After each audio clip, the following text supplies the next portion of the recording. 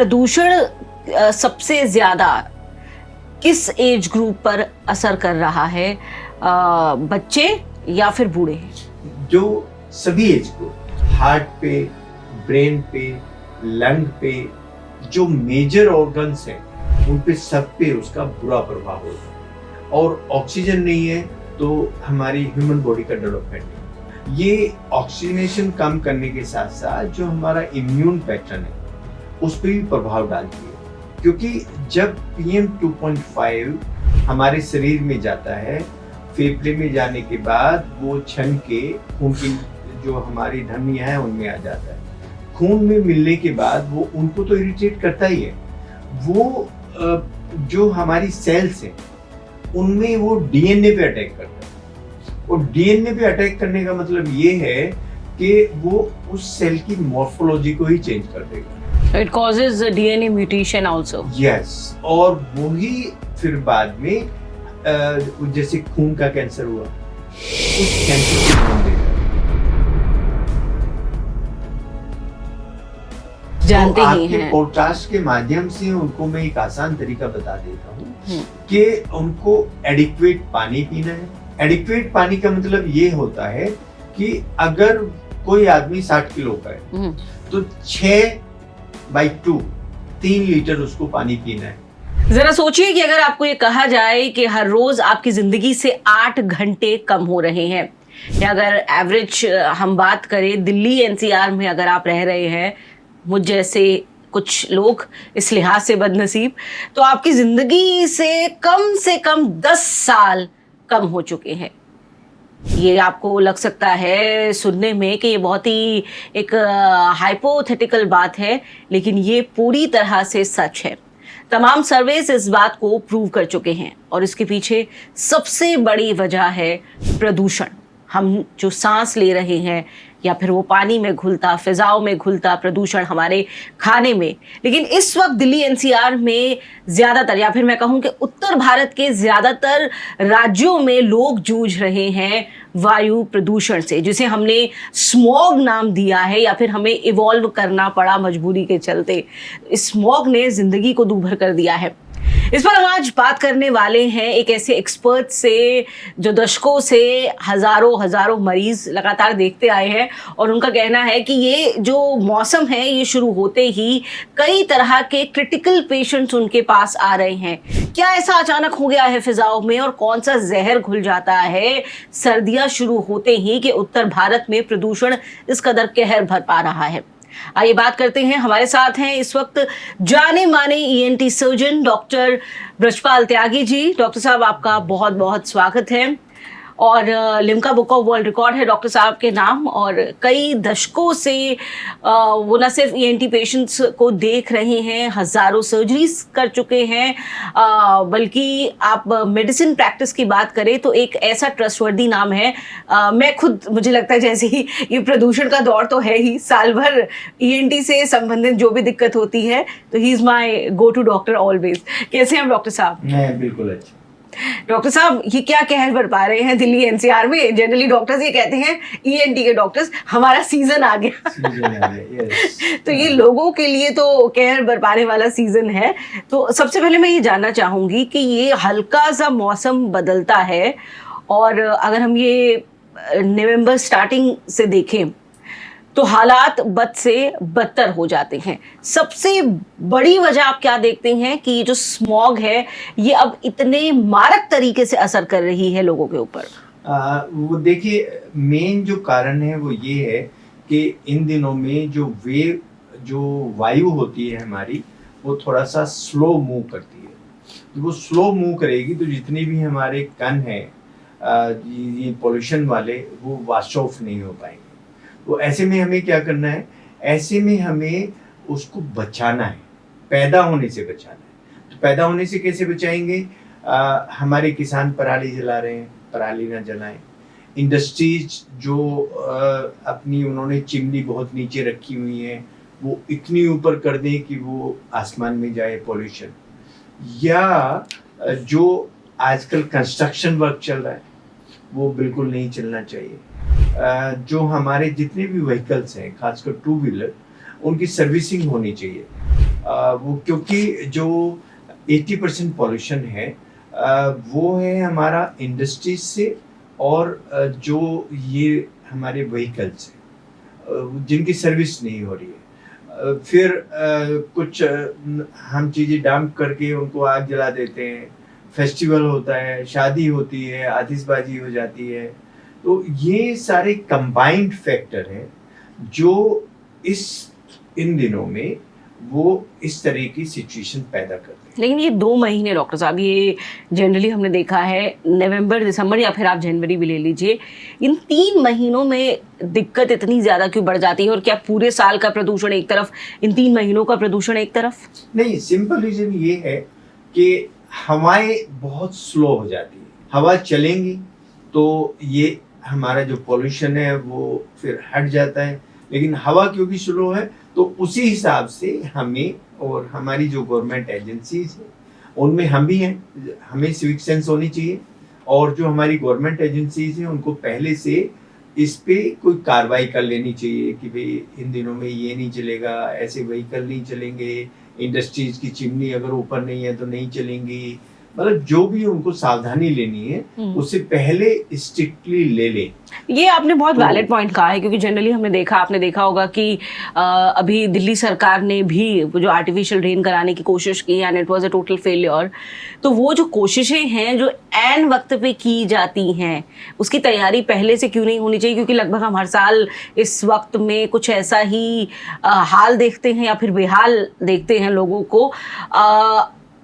प्रदूषण सबसे ज्यादा किस एज ग्रुप पर असर कर रहा है, बच्चे या फिर बूढ़े? जो सभी एज ग्रुप। बच्चों पर क्या असर है? बच्चों पे ये असर है कि अगर छोटा बच्चा होता है तो उसका सांस का रास्ता भी छोटा होता है। अब सांस का रास्ता छोटा होगा, इरिटेंट मेरी नाक से जा रहे हैं, मेरे साइनस में होते हुए, छोटे साइनस हैं वो छन नहीं पा रहे हैं, जो बड़े साइनस होते हैं वो छान लेते हैं उसको, वो छन नहीं पा रहे हैं, फिर वो अंदर जाते हैं, फिर जो सांस का छोटा सा रास्ता है उसको इरिटेट करते हैं। इरिटेट करने से उसको ऑक्सीजन कम जाएगी बच्चे को, उसको स्पाज्म होगा सांस की नली में, तो उसको हम बोलते हैं स्पाज्मोडिक ब्रोंकाइटिस। वो बहुत कॉमन हो जाता है इन दिनों में। और मास्क मतलब बहुत छोटा बच्चा तो टॉलरेट नहीं कर पाएगा, तो वो इरिटेशन जो होती है, जब इरिटेशन होगी तो सीक्रेशन पैदा करती है, गाढ़े सीक्रेशन, म्यूकस गाढ़ा, जो गाढ़ा म्यूकस पैदा होता है वो जो हमारा ट्री लाइक फेफड़ा है उसके पार्ट हैं, वो उनमें से एक भी हिस्से को ब्लॉक करके बैठ जाएगा। जब वो ब्लॉक करके बैठेगा उस हिस्से को, वो हिस्सा काम नहीं कर रहा है, या तो उस प्लग को निकालें मेडिसिन के जरिए, स्टीम के जरिए या उसकी सफाई के जरिए, अदरवाइज वो हिस्सा तो काम नहीं करेगा। ऑक्सीजनेशन वैसे ही कम हो रहा है, एयर में ऑक्सीजनेशन कम हो रहा है। एयर में ऑक्सीजनेशन कम इसलिए हो रहा है कि जो हमारे पौधे हैं उन पे आधा इंच डस्ट जमा है।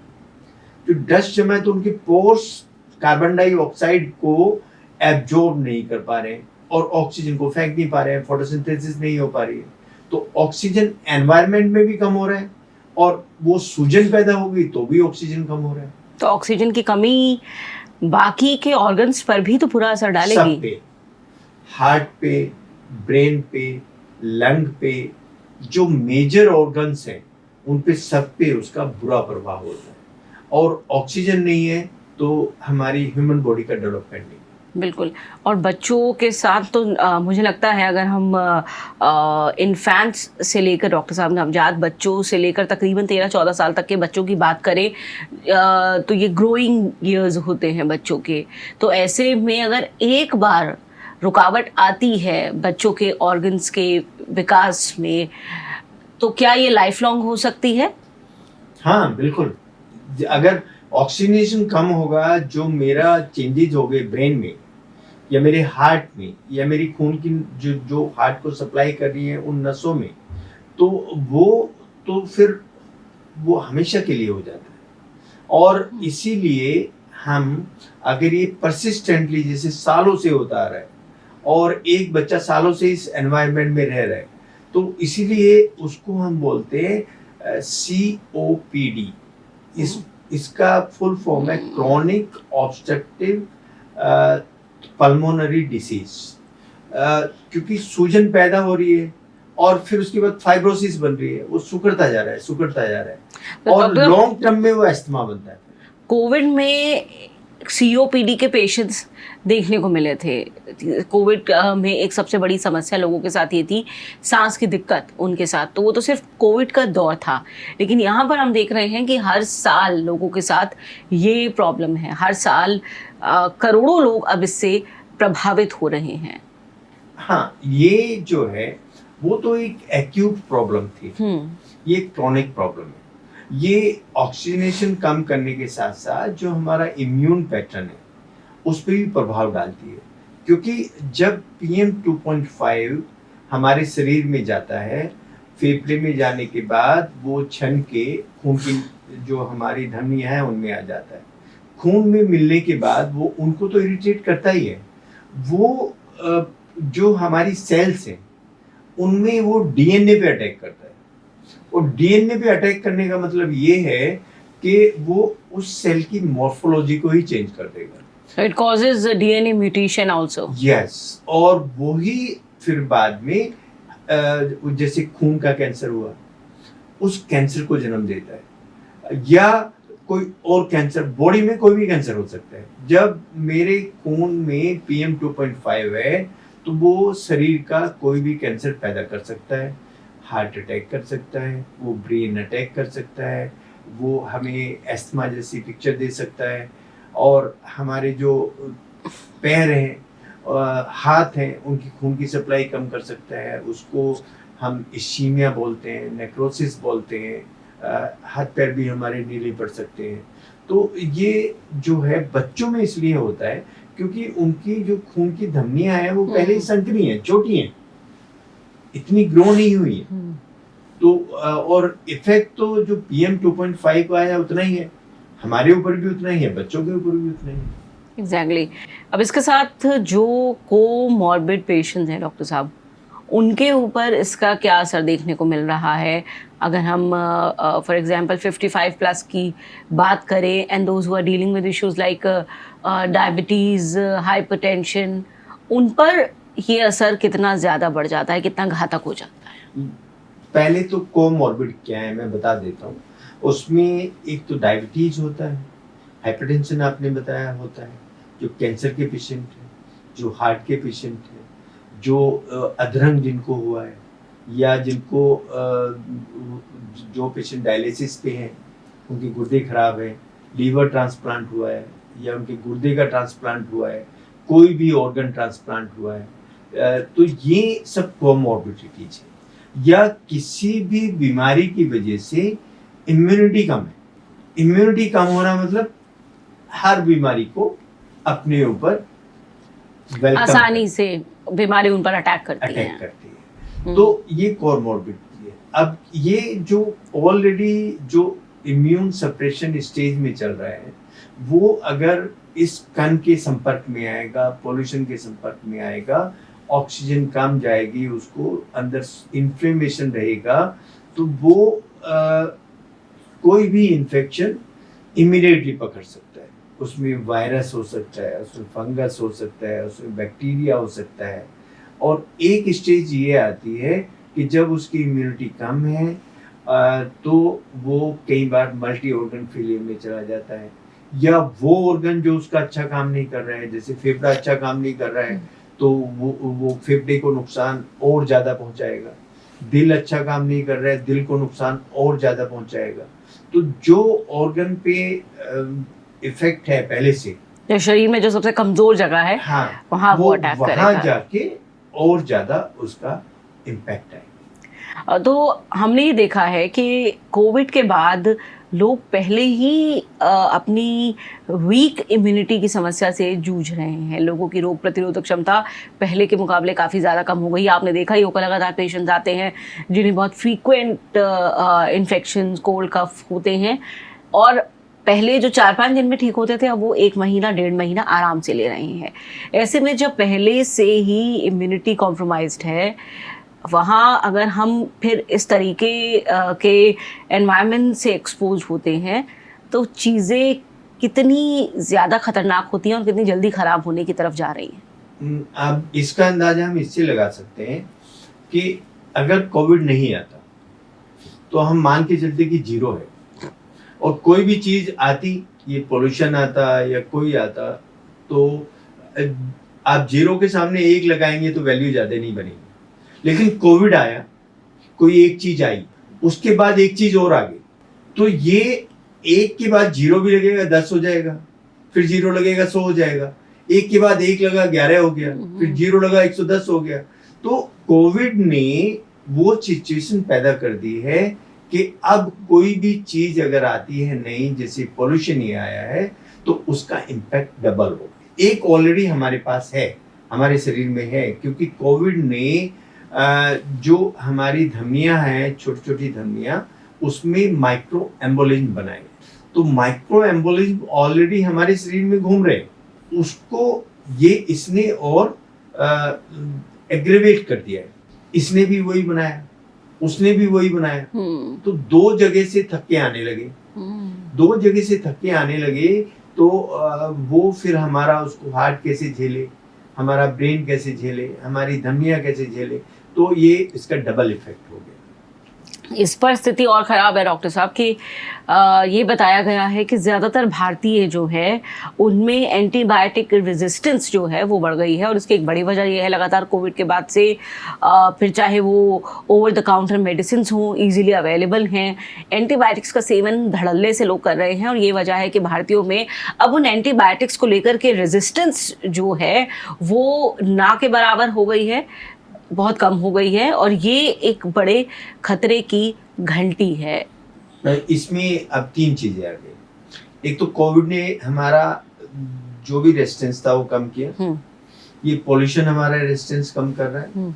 फिर जो एंटीबायोटिक है, जो आज मुझे कुछ हल्का सा जुकाम हुआ तो हमने सोचा एक पर्टिकुलर एंटीबायोटिक है, उसको केमिस्ट से लेके खा लेता हूँ, वो ऑथराइज नहीं है देने के लिए, कोई डॉक्टर ही एंटीबायोटिक वगैरह लिख सकता है, और उसी पे हमारे केमिस्ट को एंटीबायोटिक देना चाहिए।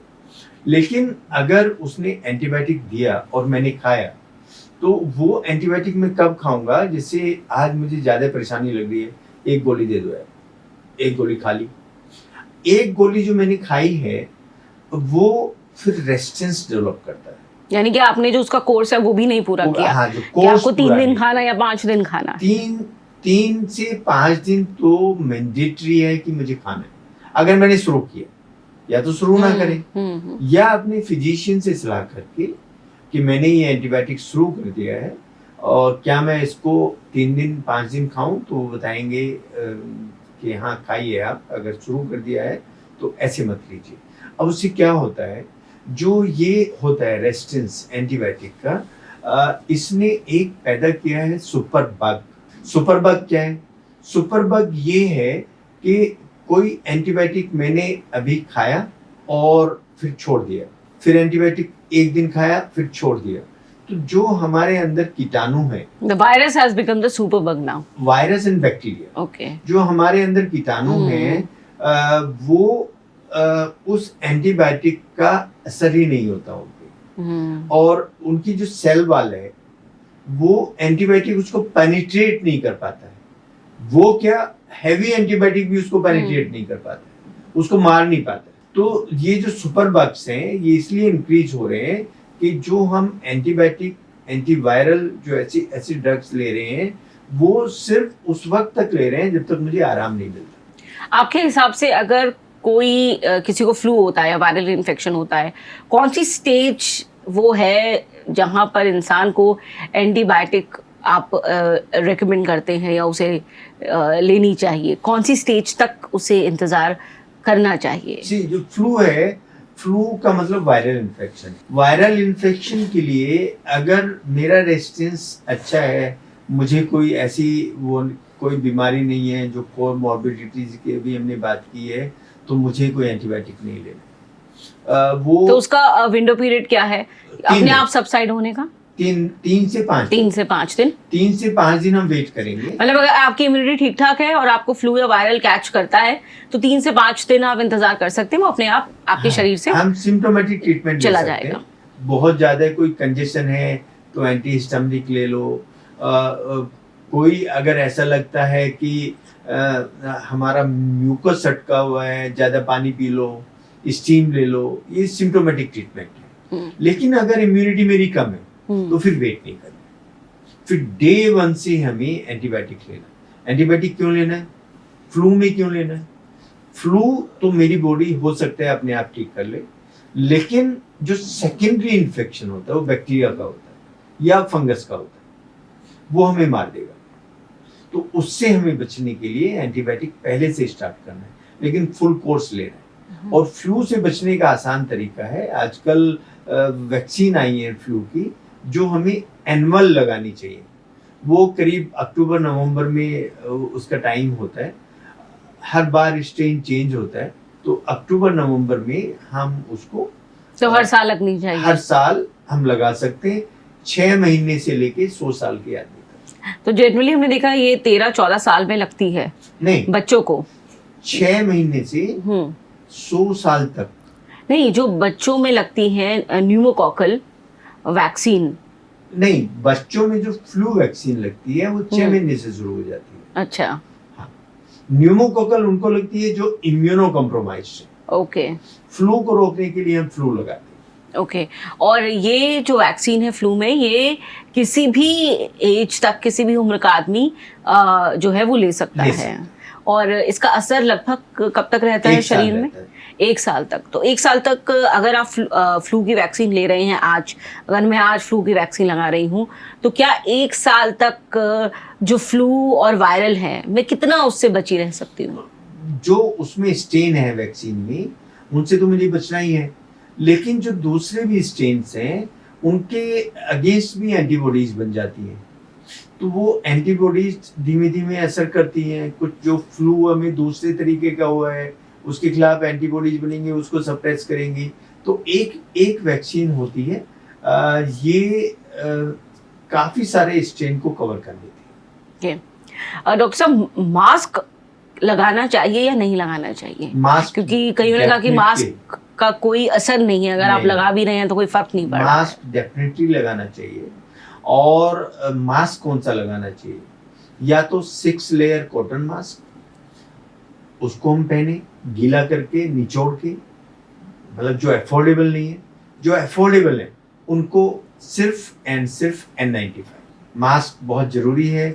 अदरवाइज हम बाहर आने पे ये सारे जितने भी PM 2.5 है, PM 10 है, ये हमारे फेफड़े में जाएगा। वो सारी जो प्रक्रिया होती है इन्फ्लेमेशन वाली, वो स्टार्ट कर देगा। That's very risky, क्योंकि अभी जो वर्ल्ड बैंक की भी रिपोर्ट आई है उसमें भी ये बताया गया है कि किस तरह से एक बड़ी आबादी दुनिया की सिर्फ प्रदूषण के चलते असमय मौत का शिकार हो रही है। और वहाँ तो प्रदूषण कई तरह के हैं, लेकिन यहाँ तो सबसे मारक वायु प्रदूषण ही बन जाता है।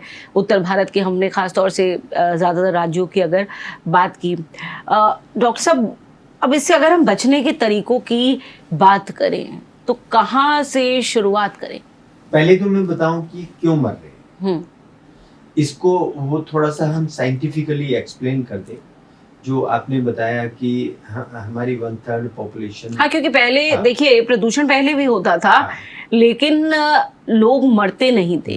लेकिन अब हर साल एक बड़ी आबादी अपना जो है जीवन खो रही है इसके चलते। स्टडीज हैं वो एक्सप्लेन कर रही हैं कि एक सिगरेट मेरी 11 मिनट लाइफ कम कर रही है। इस पॉल्यूशन में अगर AQI 10 है तो मैं 10 सिगरेट पी रहा हूँ, 500 है तो 50 सिगरेट पी रहा हूँ।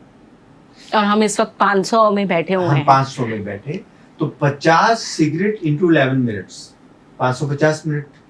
550 मिनट अगर हम वैसे करते हैं तो 9 घंटे। तो मैं इस AQI में अगर एक्सपोज हूं तो अपने 9 घंटे मेरे खत्म हो रहे हैं लाइफ के। तो 8 या 24, तीसरा हिस्सा हमारा लाइफ का एक दिन में खत्म हो रहा है। तो इसलिए NCR की 1/3 पॉपुलेशन इस पॉल्यूशन की वजह से खत्म हो रही है। 1/3 पॉपुलेशन जो मास्क नहीं पहनते, जिनके पास फिल्टर नहीं है, जो हमारे मजदूर भाई हैं, जिनको बाहर ही रहना है, जिनको सड़कों पे ही रहना है, तो उनको तो आप मान के चलें कि उनको खत्म होना ही, तो वो तो रिस्क पे है ही। ये साइंटिफिकल प्रूफ है, पब्लिश्ड पेपर्स हैं कि एक cigarette equal to 11 minute life के कम। तो ऐसे में 2-3 महीने बाद अगर हवा में सुधार आता भी है, वायु की गुणवत्ता AQI गेट्स बेटर, उसके बाद भी मेरा जो नुकसान हो चुका है परोक्ष रूप से, जो मैं इतनी सिगरेट्स पी चुकी हूँ, उसका जो असर है मेरे शरीर पर वो हमेशा रहने वाला है। हाँ, मैंने 8-10 साल तक सिगरेट पी और अब छोड़ दी, लेकिन ऐसा थोड़ी है कि वो उसका बैड इफेक्ट नहीं होगा। उसने डीएनए को डैमेज किया, सेल्स में म्यूटेशन शुरू हो गए। जब म्यूटेशन शुरू हो गए तो कैंसर का रूप धारण करने लगा। तो ऐसा नहीं है कि जिसने तंबाकू खाया है, जिसने सिगरेट पी है, उसको कैंसर नहीं होगा। कैंसर डेफिनेटली होगा उसको। तो ऐसे ही कैंसर बनता है इस पॉल्यूशन से, जैसे स्मोकिंग से बनता है। सेम। तो ये जिस तरीके से हम इस प्रदूषण की चपेट में आ चुके हैं डॉक्टर साहब, तो यूं भी हमने देखा है कि भारत एक पहले डायबिटीज कैपिटल था दुनिया की, और अब कैंसर के मामले यहाँ तेजी से बढ़ते जा रहे हैं। ये प्रदूषण उन मामलों में कितना इजाफा करते हुए आपको दिखाई देता है, अगले अगर हम ज्यादा नहीं तो 5 साल की बात करें? पहले से ही भारत डायबिटिक हब है। ये 3 गुना डायबिटिक पेशेंट बढ़ाएगा और ज्यादा, क्योंकि ये जो कण है ये स्ट्रेस भी पैदा करते हैं, कोर्टिसोल निकालते हैं बॉडी में। जितना कोर्टिसोल निकलेगा उतना हम और ज्यादा डायबिटिक प्रोन होंगे। तो एक तो 3 गुना डायबिटीज होगी, और जो कैंसर रेट चल रहा था वो और 3 गुना बढ़ गया। जो कैंसर रेट था वो क्यों इतना ज्यादा है? खाने पीने की हर चीजें हमारी किसी ना किसी केमिकल से मिली हुई है। हमारा जो खाना पीना है वो बहुत अच्छा नहीं है। बाहर के जो हमारे भोजनालय हैं, कुछ को छोड़ के वो अच्छा खाना नहीं देते हैं। तो वो पहले से ही बढ़ता जा रहा था, इसने पॉल्यूशन ने उसको और 3 गुना बढ़ा दिया। क्योंकि चुनौती हमारे साथ सिर्फ प्रदूषण, वायु प्रदूषण की नहीं है, हम हर फ्रंट पर ही फाइट कर रहे हैं। अडल्ट्रेशन, आप देखिए खाने में हर स्तर पर मिलावट, पानी आपको शुद्ध नहीं मिल रहा है। कहीं कहीं तो दिल्ली में ही, देश की राजधानी में ही जो पानी है डॉक्टर साहब, वो इस स्तर पर पहुंचा है जब उसकी टेस्टिंग की गई है कि वहाँ जो आसपास के लोग हैं उनके अंदर जो कैंसर है वो पाया गया है वृहद स्तर पर। तो ये बताता है कि हम सिर्फ एक फ्रंट पर नहीं फाइट कर रहे। It's not only about air pollution, हम इस वक्त चारों फ्रंट्स पर जो है वो लड़ाई लड़ रहे हैं। हाँ, जो वाटर पोल्यूशन है वो भी बहुत ज्यादा है। आपने देखा होगा यमुना में झाग, हिंडन बिल्कुल एकदम एक नाले की तरह बन गई है। तो उसमें जितने भी हमारा सीवेज पड़ रहा है या जो फैक्ट्री का वो पड़ रहा है सब उस पानी में, वो पानी अगर हम वैसे डायरेक्टली नहीं ले रहे तो वो छन के हमारे उसी पानी में जा रहा है जो हम कंज्यूम कर रहे हैं। तो उससे जो इरिटेंट्स है, जो कार्सिनोजेंस है, वो तो डेवलप हो रहे हैं। कार्सिनोजेंस आ रहे हैं। कार्सिनोजेंस आने का मतलब ये है कि वो जब भी मेरी इम्यूनिटी को देखेगा कि अब इसकी इम्यूनिटी कम हो रही है, पकड़ के बैठ जाएगा इमीडिएटली। अगर एंटीऑक्सीडेंट में कम ले रहा हूँ, मेरा खाना पीना ठीक नहीं है, मेरा स्ट्रेस ज़्यादा बढ़ रहा है, वर्कलोड मैंने ज़्यादा बढ़ा दिया है, अपनी लाइफ स्टाइल चेंज कर दी है, वो बैठ जाएगा पकड़ के। आइए आप मेरे लिए। तो करना क्या है अब डॉक्टर साहब, बचे कैसे?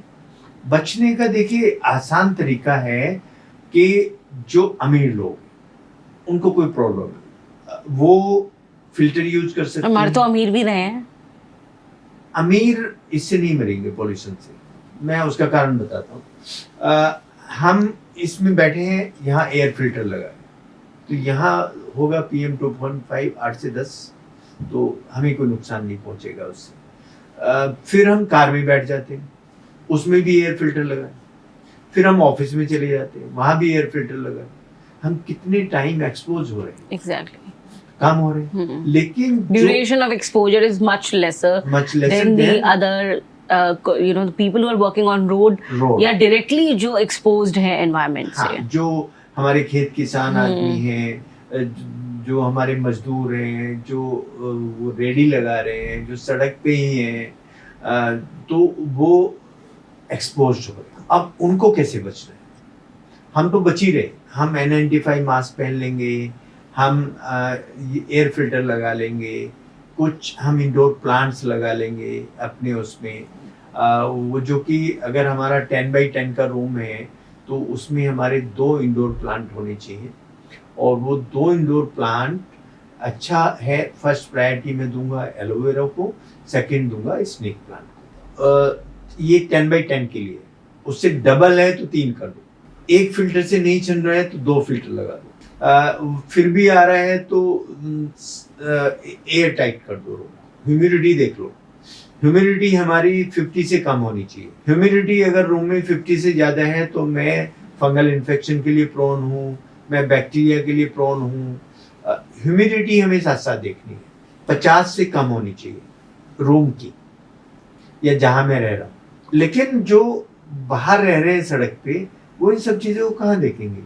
वो कहाँ से डी ह्यूमिडिफायर लाएंगे, वो कहाँ से ये एयर फिल्टर लाएंगे? अब वो इतनी चीजें नहीं ला पाएंगे, तो वो एक्सपोज्ड हैं, जो कि झोंपड़ी वाले एक्सपोज्ड हैं, उनके लिए हमें सोचना चाहिए। लेकिन उनके लिए सोच कौन रहा है डॉक्टर साहब? हम तो बात कर सकते हैं, तरीके बता सकते हैं, अथॉरिटीज को सोचना है, और वो कितना सोच रही हैं ये हम और आप अच्छे से जानते तो ही हैं। आपके पॉडकास्ट के माध्यम से उनको मैं एक आसान तरीका बता देता हूँ कि उनको एडिक्वेट पानी पीना है। एडिक्वेट पानी का मतलब ये होता है कि अगर कोई आदमी 60 किलो का है तो 6/2 3 लीटर उसको पानी पीना है। 3 लीटर वो मान के चले, भले मुझे दवाई के रूप में पीना है, मुझे पीना है, तो 3 लीटर पानी पी ले, एक दवाई होगी। 6 लेयर का वो मास्क पहन ले कपड़े का, उसको बार बार गीला करे, पानी में निचोड़ ले, वो डस्ट फिर साफ हो जाए, फिर उसको पहन ले, अपना काम करता रहे। ये 2 तरीके ऐसे हैं जो उसको काफी हद तक पोल्यूशन से बचा सकते हैं। तीसरा तरीका, वो ऐसे फल और सब्जियां खाए जो मल्टी कलर्ड है। उसमें सस्ता क्या है? उसमें सस्ता है जो स्वीट पोटैटो है, शकरकंद। स्वीट पोटैटो का क्या करते हैं अधिकतर लोग? छिलका उतार के फेंक देते हैं, अंदर का गुद्दा खाते हैं। छिलका ही वो अच्छा फ्रूट है, अंदर वाली चीज अच्छा नहीं है। छिलके को खाएं, उसको फेंक दें, या उसको कोई और खाना चाहे, बच्चा खाना चाहे, फैमिली मेंबर खाना चाहे, खाए, लेकिन छिलके को उतार के ना खाए। एक हो गया, ये बहुत सस्ता है। अमरूद, उसमें विटामिन सी होता है, सारे एंटीऑक्सीडेंट होते हैं, मेरे विचार से बहुत ज्यादा महंगा नहीं है। ये 2 फ्रूट ऐसे हैं उन लोगों के लिए जो वो आराम से खा सकते हैं। नींबू वो ले सकते हैं, आंवला ले सकते हैं, वो ज्यादा महंगा नहीं। लेकिन अब नींबू और आंवले को हमें क्या करना है? नींबू को गर्म पानी में नहीं डालना है, आंवले को उबालना नहीं, विटामिन सी खत्म हो जाएगा, वो यूजलेस। तो हमें उबालना नहीं है इन चीजों को। हम शकरकंद को उबाल सकते हैं क्योंकि वो खेत से आता है, गंदगी तो नहीं है वो। ये नींबू और आंवला तो पेड़ से आता है, तो इन चीजों को नहीं उबालना, उनको ऐसे ही खाना है। ये मैंने बताया पुअर मेंस डाइट, जो हमें एंटीऑक्सीडेंट का काम करेगी और पॉल्यूशन से बचाएगी। हमने ये सोचा है कम से कम अपने पॉडकास्ट में, और ये करोड़ों उन लोगों तक पहुंचेगा, क्योंकि हम जानते हैं एक बहुत बड़ी आबादी है जिन्हें इसकी ज़रूरत है जाहिर तौर पर। डॉक्टर साहब, आप यहाँ पर बात ये करते हैं कि कई बार लोग ये समझ नहीं पाते कि उन्हें नेबुलाइज करना है या स्टीम लेना है, दोनों में क्या फ़र्क है, ये कैसे काम करता है हमारे बॉडी मैकेनिज्म पे? स्टीम अगर हम लेते हैं एज ए होल, अगर मैं नॉर्मल भी हूँ तो वो हमें फायदा ही करेगा। फायदा इन द सेंस, जो मेरे सीलियाँ हैं, छोटे छोटे जो तंतु होते हैं नाक में, साइनस में, फिर अंदर चले जाते हैं, वो उनको एक्टिव रखता है, पहली बात। दूसरी बात, वो जितनी भी साइनस कैविटीज हैं हमारी, उनको क्लियर करता रहता है। उस पे जो भी कीटाणु जमा के, बैक्टीरिया जमा, डस्ट जमी, उसको साफ करता है। तो अब हर रोज भी स्टीम ले सकते हैं? स्टीम हम ले सकते हैं तो अंदर की बीमारी की बात होगी। बाहर जो मेरी स्किन पोर्स हैं, जो डस्ट से भर गए हैं, वो क्लीन हो जाते हैं। तो स्किन पोर्स, स्किन मेरी बेटर हो जाएगी। और उसको फिर ज़्यादा एंटीऑक्सीडेंट की जरूरत नहीं है। एक एंटीऑक्सीडेंट हम इसकी तरह ले रहे हैं। जहाँ तक आपने नेबुलाइजेशन की बात की, जो नेबुलाइजर है वो हम अपने आप कभी ना स्टार्ट करें, फिजिशियन की सलाह लें। और अगर उसको लगता है कि नेबुलाइजर की ज़रूरत है, जो अपने आला से देखेगा कि कोई ऐसी कोई खिंचाव तो नहीं है जिसमें नेबुलाइजर की ज़रूरत है, तो लें। अदरवाइज नेबुलाइजर अगर हम ऐसे लेंगे तो उससे हार्ट की गति तेज हो जाती है, एकदम टैकीकार्डिया बोलते हैं उसको। तो इस स्टेज पे टैकीकार्डिया होना मतलब और थक्के को इनवाइट करना। थक्का ऑलरेडी हमारे शरीर में बन रहा है, कोविड ने बनाया, पोल्यूशन ने बनाया, हम कम पानी पीते हैं उसने बनाया, खून को गाढ़ा किया, और हम नेबुलाइज कर लें अपने आप को ऐसी दवा से जो हार्ट रेट बढ़ा दे, बहुत तेज पंप करे, तो वो भी थक्का बनाएगा। तो हम फिर हमें हार्ट अटैक भी हो सकता है, हमें ब्रेन अटैक भी हो सकता है। तो नेबुलाइजर मैं रिकमेंड करूंगा कि कभी भी अपने आप ना लें। स्टीम ले सकते हैं। स्टीम लेने का तरीका ये होना चाहिए कि अगर हमारे पास स्टीमर है तो बेस्ट है, लेकिन 2 फीट की दूरी होनी चाहिए स्टीमर से, या जो हमारा बर्तन है जिसमें पानी है, उसे तौलिया हम रख लें, उसमें 2 फीट की दूरी होनी चाहिए। और बच्चों को अगर देना है तो हम माँ या बाप या जो भी सुपरविजन में दें, और उनको कई बार बर्न होने के चांसेस रहते हैं। अब डॉक्टर साहब, हमारी जो डाइट है वो क्या रोल प्ले करती है? डाइट जो है वो, उसमें सबसे पहले हम जो वाटर इनटेक है वो अपना वेट के हिसाब से लें, जो अभी मैंने बताया। First digit of weight by 2 उतना वाटर लेना है।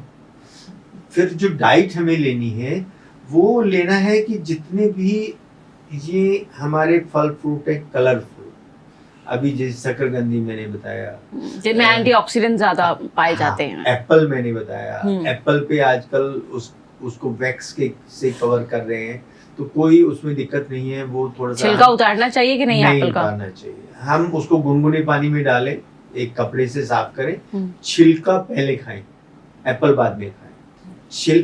जितना भी रंग बिरंगी चीजें, बेरीज हैं, जो भी रंगीला आपको फ्रूट मिलता है ना, उसको तुरंत आप एकदम कैच कर लो और धो के खा लो। रंग बिरंगा कोई भी फ्रूट वो ज्यादा अच्छा होता है हम किसी और फ्रूट को खाने के बजाय। वो सस्ता हो, वो महंगा हो, अगर अमीर है महंगे खरीद सकते हैं, बेरीज ले सकते हैं, ब्लूबेरीज, रेड बेरीज, इतनी सारी बेरीज आती हैं। पर जो भी हमें ऐसा लगता है, एक तो वो, एक सारे कलर्स होने चाहिए। थाली शुड बी कलरफुल। और एक हमें सारे टेस्ट होने चाहिए। उसमें कसेला भी होना चाहिए, आंवले में कसेला होता है, उसमें खट्टा भी होना चाहिए, नींबू होता है, विटामिन सी मिलेगा उससे, आंवले से विटामिन सी मिलेगा। उसमें कड़वा भी होना चाहिए। कोई भी टेस्ट ऐसा नहीं होना चाहिए जो हमने खाने में मिस किया। तो जनरली भारतीय थाली, जो पारंपरिक भारतीय थाली है, वो इसी तरह के भोजन के लिए जानी जाती रही है, और इसीलिए जो हमारी ट्रेडिशनल थाली है उसे one of the best meal माना गया दुनिया में। बिल्कुल, because it was the most balanced diet. अब बात आती है कि हम घी ले कि नहीं ले। कोई भी ऐसा ऑयल या घी जो सर्दी में जम जाता है नहीं लेना, जो नहीं जमता वो लेना है। अब नहीं जमते में क्या ले?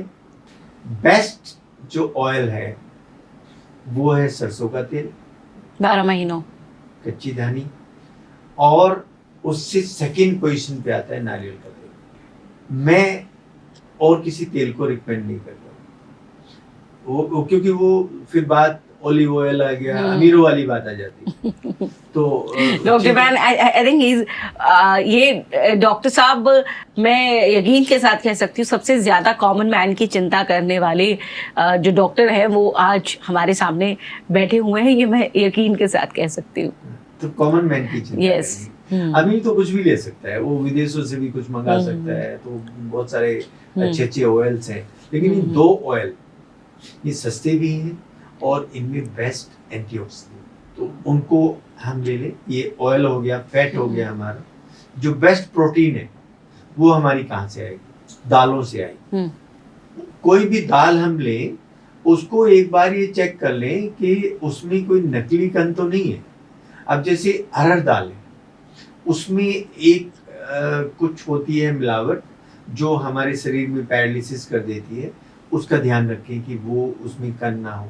सिर्फ अरहर हो, सिर्फ चना हो, अगर अमीर लोग हैं वो राजमा भी लेंगे, छोले भी लेंगे, और चीज़ भी लेंगे, लेकिन जो हमारे गरीब बहन भाई हैं वो अरहर दाल रोटी, दाल चावल पे रहने वाले, दाल रोटी। और दाल रोटी में भी रोटी कौन सी लेनी है? रोटी हमें लेनी है बाजरा, ज्वार, मक्का, चना, ये गेहूं से अच्छे। जो ग्लाइसेमिक इंडेक्स है इनका, वो गेहूं से कम है। तो अगर हम स्ट्रेस में हैं, हमें डायबिटीज है, तो हमें गेहूं को टच नहीं करना, मैदा को टच नहीं करना। कोई भी वाइट चीज होती है वो जहर है हमारे लिए। चीनी हो गई, मैदा हो गया, कोई भी ऐसी चीज हो गई, उसको हमें टच नहीं करना है। तो हमारा एक तो कार्बोहाइड्रेट कवर हो गया, ठीक है, प्रोटीन कवर हो गया, फैट कवर हो गया, एक एंटीऑक्सीडेंट कवर हो गए मल्टीपल फ्रूट से, और उसी में हमारी कुछ विटामिन्स वगैरह कवर हो जाती है जो हमें इन चीज़ों से मिल जाती है। पर इसमें एक सस्ती में चीज़ और बता दूं, गाजर, उसमें विटामिन ए बहुत होता है। इन दिनों में पालक आ रहा है, तो वो बहुत ही अच्छा होता है। तो इस तरह की चीज़ें हम लें, जबकि इम्यूनिटी को सपोर्ट करेगी, और क्योंकि लड़ना तो है ही प्रदूषण से किसी ना किसी तरीके से, और बेहतर यही है कि हम अपने आप को तैयार कर लें, जितना तैयार कर सकते हैं उतना जो है बेहतर है। तो डॉक्टर साहब, आपके टेक होम टिप्स क्या हैं आखिर में लोगों के लिए, वो भी बता दीजिए। मतलब क्योंकि अभी तो सबके सीने में जलन है, और सीने में तूफान है, या आंखों में तूफान है, वो जो मशहूर शायर ने कहा है, और इस शहर में हर शख्स परेशान है। तो करना क्या है अब? ये टेक होम टिप्स आपके टेक होम क्या टिप्स हैं? वो ये हैं कि हमें अपने बच्चों को स्कूल से ऑफ रखवाना है। ये अथॉरिटीज क्यों नहीं समझती हैं डॉक्टर साहब? 500 AQI में बच्चे स्कूल जा रहे हैं, और ऑफिस और स्कूल सबका जो टाइमिंग है अगर आप देखिए मेजरली, तो उसी स्लॉट में 7 से 9 के बीच सड़कों पर क्या हालत होती है। ये क्यों नहीं समझ रहे हैं कि स्कूल उस वक्त बंद होने चाहिए? स्कूल क्यों नहीं बंद हो रहे हैं इस वक्त भी? आप देखिए, स्कूल में अपने बच्चे को ना भेजें। Health is wealth. एजुकेशन थोड़ा बाद में भी आ सकती है। वैसे तो हमारी अथॉरिटीज को समझना चाहिए कि स्कूल को ऑनलाइन करें, और आउटडोर एक्टिविटी बिल्कुल बैन करें। स्पोर्ट्स जितने भी हैं वो सब बैन करें। ये टेक होम मैसेज की तरह मैं बता रहा हूँ। हर बच्चे पे जो बाहर आ रहा है व्यक्ति, उस पर मास्क होना चाहिए, मैंडेटरी है, जैसा कोविड में था ऐसा मास्क होना चाहिए। एडिक्वेट पानी हमें सबको पीना चाहिए। अगर हम फिल्टर है घर में, फिल्टर ले सकते हैं। जो हमारे मजदूर लोग हैं उबाल के ठंडा करके पी सकते हैं, वो अपनी बोतल में भर के रखें। बोतल कौन सी होनी चाहिए? वो प्लास्टिक की बोतल ना हो, क्योंकि उससे माइक्रो प्लास्टिक जाता है। वो कोई भी हम स्टील की बोतल ले सकते हैं, या कोई भी बोतल ले सकते हैं, उसको रखें अपने साथ। और एडिक्वेट पानी दवाई की तरह पिए। जो हमारा भोजन है वो हर रंग का होना चाहिए, हर कलर का होना चाहिए, लो ग्लाइसेमिक होना चाहिए, जो अभी मैंने बताया। एक बात मुझसे छूट गई, जो चावल है वो अमीर लोग ब्राउन राइस ले सकते हैं, बहुत अच्छा, लेकिन और सब अपना वाइट राइस कार्बोहाइड्रेट के रूप में उसको ले सकते हैं। फिर हमें एक्सपोजर इसका काम करना चाहिए।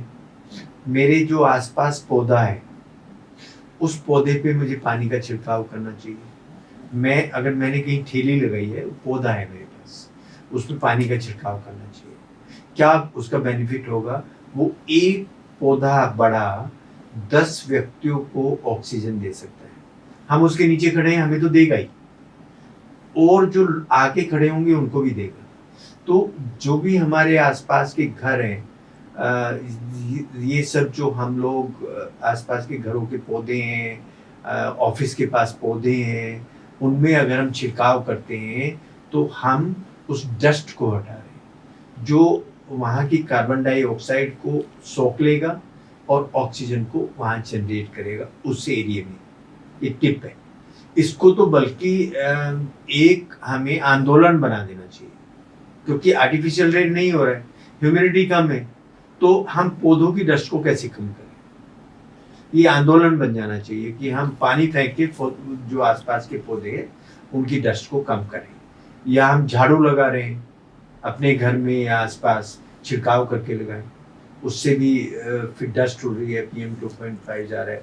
अपना जो व्हीकल है हमारा, उसको हम अंतरात्मा से उसकी सर्विस कराएं, कि वो जो अगर धुआं छोड़ रहा है तो दूसरे को नुकसान पहुंच रहा है, और वो भी अपना कोई भाई बहन है, हम जिसको नुकसान पहुंचा रहे हैं, तो उसको ठीक कराएं। ठीक नहीं हो रहा है तो उसको इस्तेमाल नहीं करें।